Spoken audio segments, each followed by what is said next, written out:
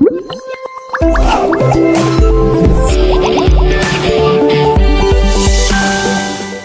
séance est intitulée Antigone et la nourrice. Être capable de faire une analyse afin de déceler quelques caractéristiques de la tragédie moderne, c'est l'objectif de cette séance. La scène qu'on va étudier est une scène située juste après la sortie du prologue. Ça veut dire la scène où le prologue a présenté les personnages, le cadre spatio-temporel, les événements, etc.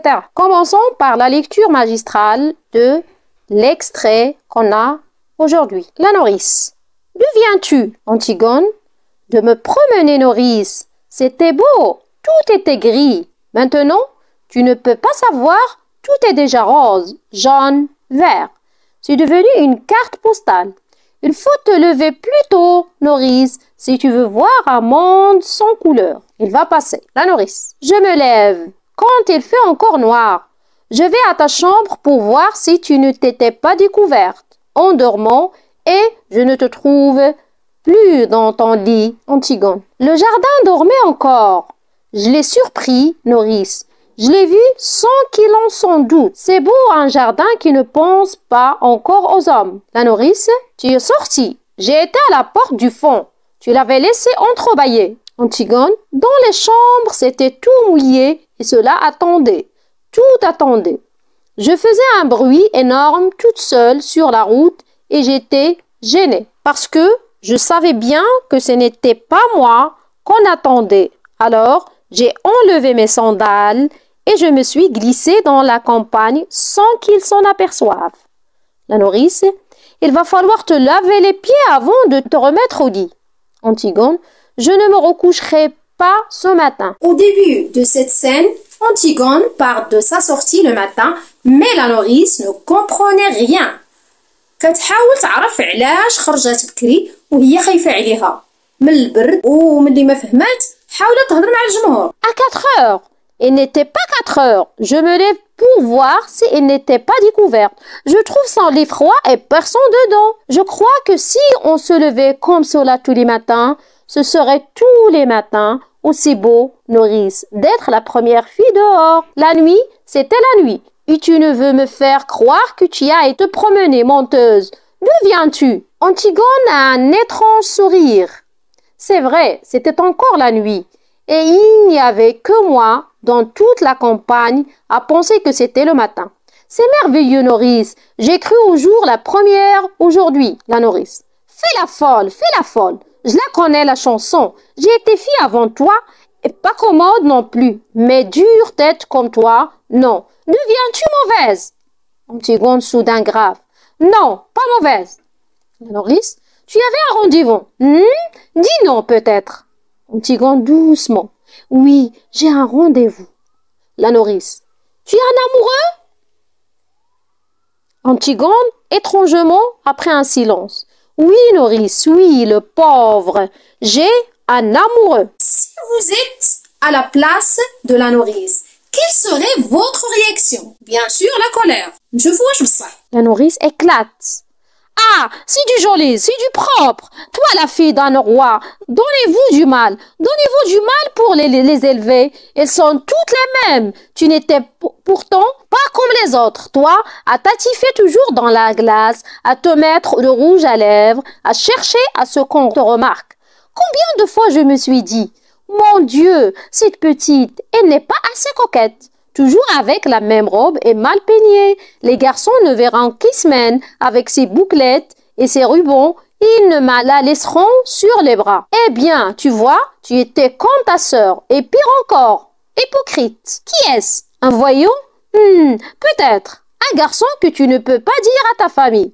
Voilà, c'est lui que j'aime. Je vais l'épouser. C'est ça. C'est ça? Réponds donc, fanfaronne. Antigone a encore un sourire imperceptible.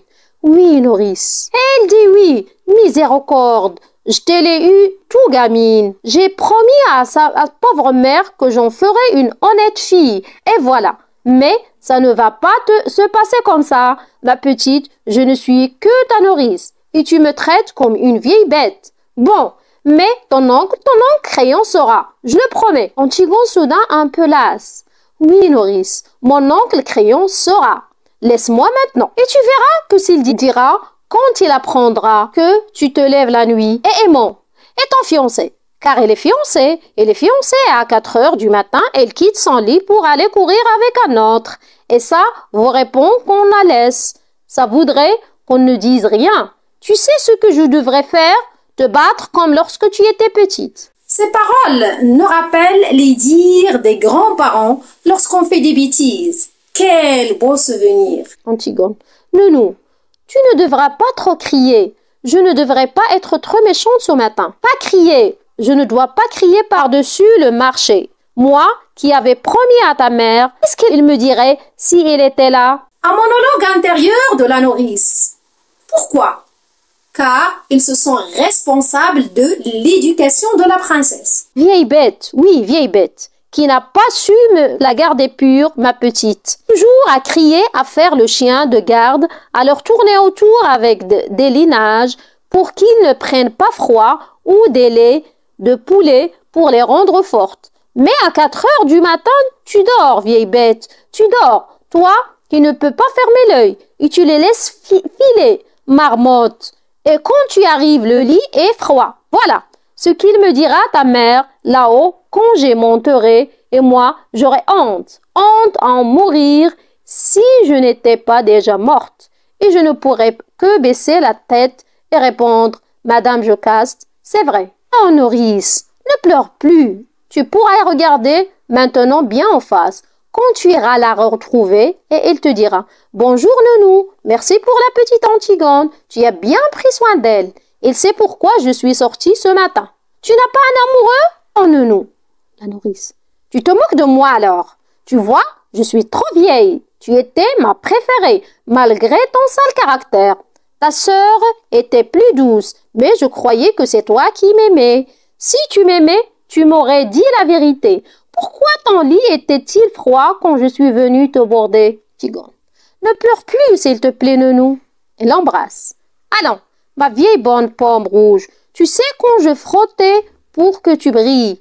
Ma vieille pomme toute ridée, ne laisse pas couler tes larmes dans toutes les petites rigoles pour des bêtises comme cela. Pour rien. Je suis pure. Je n'ai pas d'autre amoureux qu'Aimant, mon fiancé. Je le jure. Je peux même te jurer, si tu veux, quand je n'aurai jamais d'autre amoureux.